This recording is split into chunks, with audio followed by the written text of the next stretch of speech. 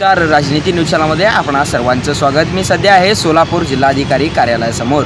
आज सकाळपासूनच मोठमोठ्या घटना या घडत होत्या। त्याच प्रकारे पंढरपूर मध्ये एक मोठी घटना जी आहे त्या ठिकाणी घडली होती। राज्यातील मंत्रिमंडळ विस्तार झालेला आहे, पण अद्याप पालकमंत्र्यांची घोषणा झालेली नाही। याचा फटका आता सोलापूर जिल्ह्यातील शेतकऱ्यांना बसायला लागला आहे।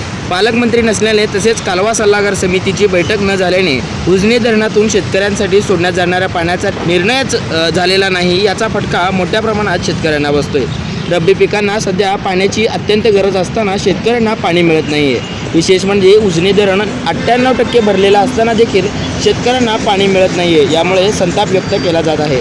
आज मंत्री राधाकृष्ण विखे पाटील हे सोलापूर दौऱ्यावर आहेत। आज ते पंढरपूर येथे मुक्कामी असून उद्या जिल्हाधिकारी कार्यालयात पाण्यासंदर्भात बैठक होण्याची शक्यता आहे। उद्याच्या बैठकीत कदाचित कालव्यातील पाण्या प्रश्न जो आहे तो मार्गी लागण्याची चर्चा जी आहे त्या चर्चेला सध्या ऊत आलेला आहे।